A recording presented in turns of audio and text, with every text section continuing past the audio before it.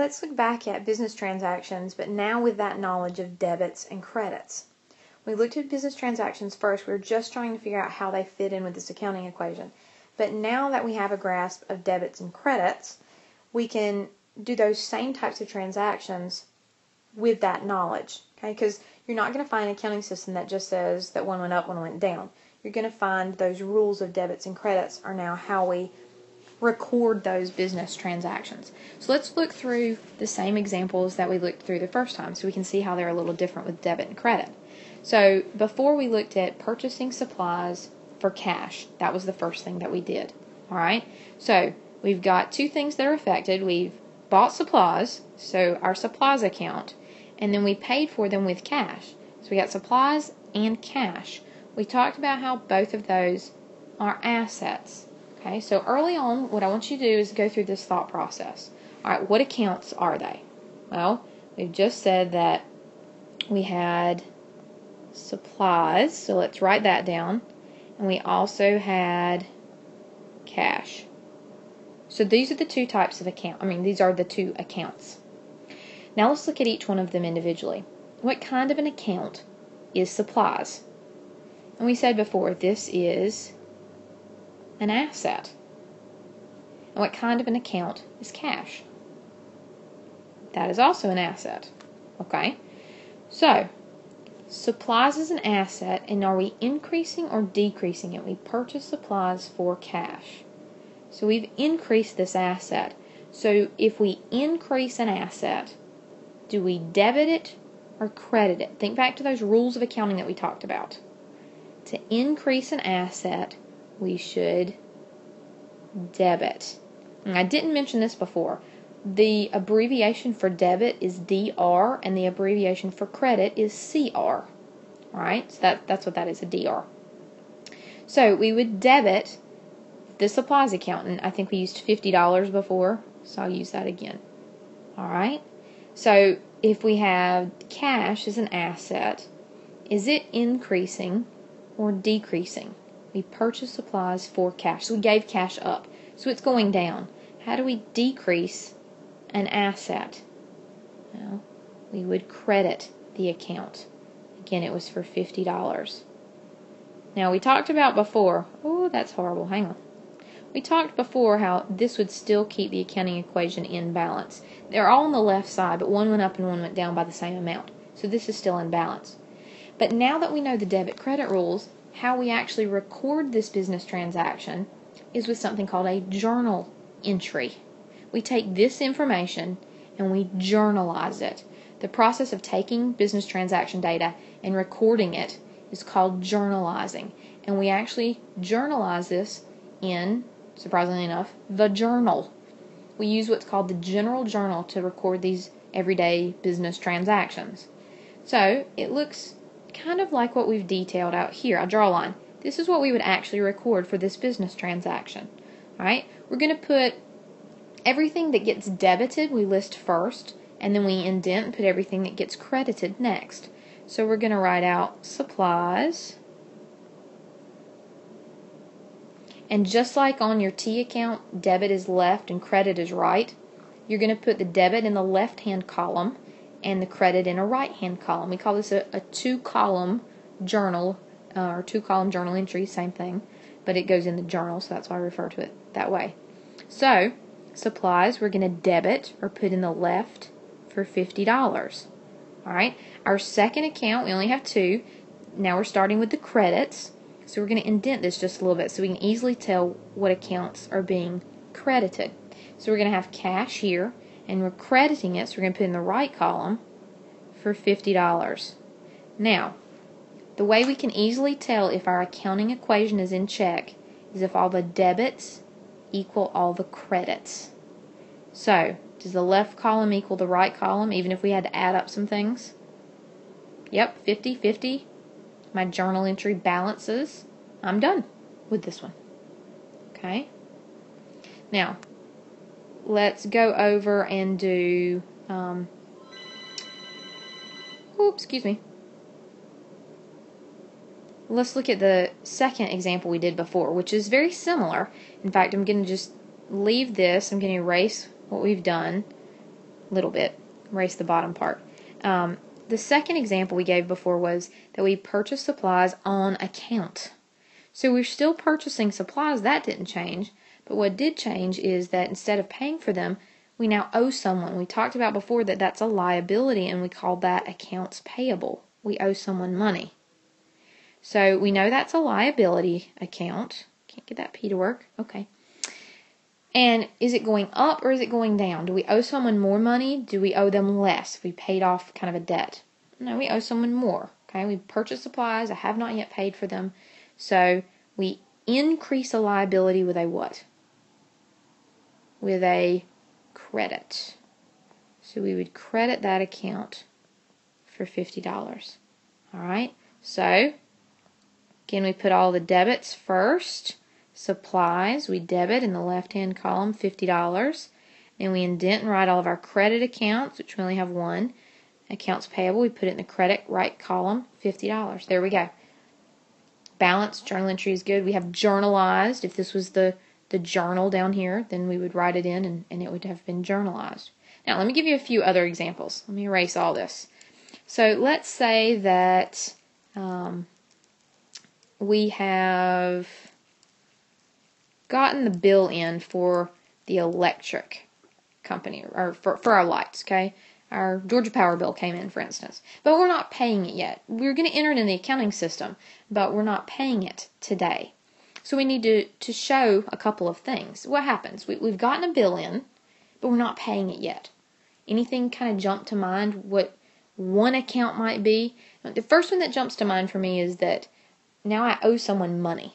We've talked about that before. That would be accounts payable. All right, so let's talk about that one. Accounts payable, which is, we've already said, is a liability account. Okay. All right, and even let's even do it this way. Let's put it in reference to our accounting equation. So we'll come under liabilities. We've got accounts payable over here. It's a liability account. And if I owe someone now, that means it's going up. So to increase a liability, we do what? We credit it. All right, and let's say it was for, I don't know, $200. Okay. Well, great, but we haven't balanced our accounting equation yet, so we need to continue. Let's say now that, what's the other side? Well, we've used some electricity in the course of business. Well, we've used up a resource, or we've used something to produce our product or provide our service. Sounds like an expense account. And it would be. This would be an expense. And where does expense fall on this? Remember back to that tree that I talked about, what I refer to as the accounting equation tree. Where are the expense accounts? Well, they go into retained earnings, which is part of equity. So this is a type of equity. So we're going to call this utility expense. And this is an expense account, which is a type of equity. Okay? Now, here's where it gets a little tricky. Remember we talked about expenses.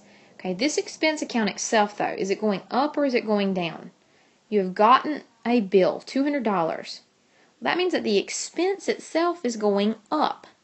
So how do we increase an expense account? Well, we would debit it. And what do debits do to retained earnings? They decrease retained earnings. So that means that your equity account is actually decreasing. So the liability is increasing, equities are actually decreasing. But the expense account itself is actually going up. But it's because that expense account decreases equities. Okay? So we would debit it for $200. Alright, so now let's make our journal entry. Okay, remember debits go first, then credits. So we've got utility expense debited for $200. Then we've got accounts payable credited for $200. There we go. All right, let's do one more with something that has more than two accounts in it. So now let's assume that you have purchased a piece of equipment, for instance, and the equipment cost you $50,000. All right, that's the sales price. You pay $10,000, and the rest of it you give them a note that you're going to pay over the next 5 years. All right. So what things are involved there? What types of accounts? Well, I mentioned equipment, so that's probably one that's going to be involved. Okay. And equipment is what kind of an account? Equipment is an asset. Okay. And then I said that we paid, and how much was the equipment? What did we say? It was $50,000. All right. And did the equipment go up or down? We bought it, we gave it away, or sold it. We bought it. All right, so that means that we're going to do what to equipment? Equipment is an asset. It's going up. We would debit it, if I could make a D. Okay. Now, I said we paid cash, so cash is probably involved. Cash is what kind of an account? It is an asset. Okay. How much cash did we pay, though? Did we pay all $50,000? No, we only paid $10,000 in cash. And was cash going up or going down? We paid it, so it's decreasing. And to decrease an asset, we would credit it. Well, we got two accounts, right? Are we done? Does our accounting equation balance? We increased assets by 50, we decreased them by 10. No, we do not balance, and our debits and our credits do not equal. We have $50,000 in debits. We only have $10,000 in credits.